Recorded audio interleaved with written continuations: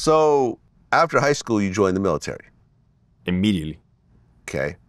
And first you got sent to Germany, and then you go to Iraq. Yeah, 2004. So what was it like? Because now you're in Iraq, and things are hairy over there. Operation Iraqi Freedom 2. Yeah. The ground invasion had already took place in 2003. This was the beginning of the insurgency, the guerrilla warfare, RPGs, ambushes, roadside bombs, IEDs, car bombs, vehicle-borne IEDs, hit-and-run tactics, lies, propaganda. You know, I don't really get into it much, but the truth of the matter is they told us that there was weapons of mass destruction there. There wasn't no weapons of mass destruction there. They told us the Iraqi people wanted to be liberated.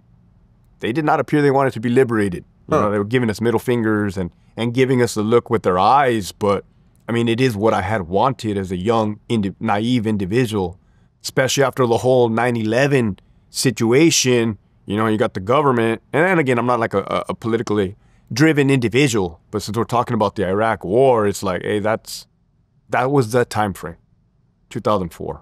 I mean, in retrospect, how do you feel about being in Iraq, considering the premise of us invading Iraq was based on a lie, because there really weren't any nuclear weapons over there? How do I feel about it? Honestly, right now, as I sit in this chair, it's very sad that my friends got killed over there. You know, I lost a total of 9 of them, something that I deal with to this day. I feel sorrow for what we did to those people there, because, I mean, I was boots on the ground. You know, I was kicking in their doors, literally, throwing them on the floor. I don't feel good about that, but that's me looking back in hindsight. At the time, that's what I'm not going to say that's what I wanted. This definitely wasn't what I thought war was going to be, but that's how I feel about that now. How many friends did you actually see? Or, I mean, not necessarily friends, but, you know, your team members. How many did you actually see them die in front of you? 2. 2. Okay. And leading up to that point, I assume you've never seen anyone get killed. Correct. I mean, the only dead person I had seen was my grandmother when she died of cancer in high school. She was in a coffin, but this was actual dead people getting killed. The first time you saw someone get killed, what did you go through? Let me think. The first time had to have been May 12, 2004. I actually got hit by a IED, a roadside bomb. And that's why I can't hear out of my right ear. At the time, the rules of engagement were pretty open, pretty freely. So we were instructed to shoot in a 360 degree every time we got hit by an IED, and that's what we would do. Well, there was a vehicle leaving the scene, a white truck, and my sergeants and my teammates lit up the truck, you know, with their M16s and their 249 saws. And the door ended up opening up. A dude fell out. It was evident he was shot. The passenger jumped out, helped him get into the bed of the truck, and then 2 little boys jumped out of the truck, which everybody was like, oh, wow. Like, shit, we just lit this truck up, and there was 2 kids in there. They were on this side, we were on this side. There was still another roadside bomb that had not blown up. So there was a total of 2. 1 blew up, 1 didn't.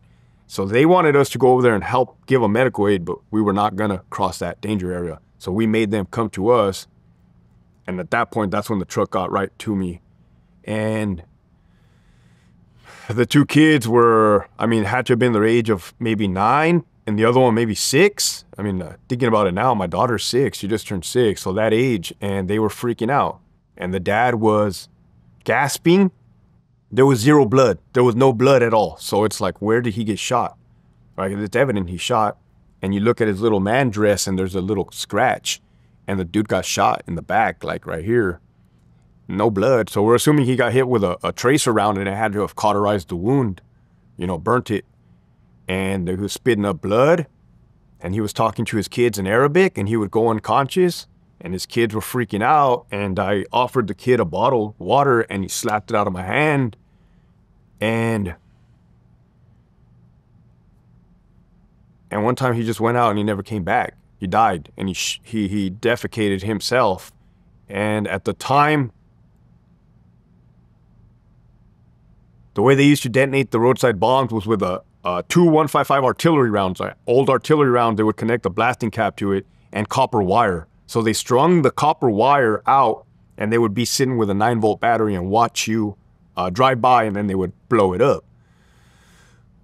Well, that individual that was killed, he was barefooted. So my sergeants went to the location of the copper wire, and they found a pair of sandals there. They bring it back to the dead body, and the sergeant just plops it on his dead foot. And we're like, wow, like that dude brought his kids to come blow us up. Now, the thing about Iraq is we didn't always knew who we killed, right? Like it was wild. It was very gray, not black and white. But knowing that he was barefooted, knowing that there was a pair of sandals, is like, that's all we got, right? That was our answer. Like, it had to have been him. So he was the one that was actually detonating the bombs. Correct. Well, there was numerous insurgents in our area, but yeah, he was one of them.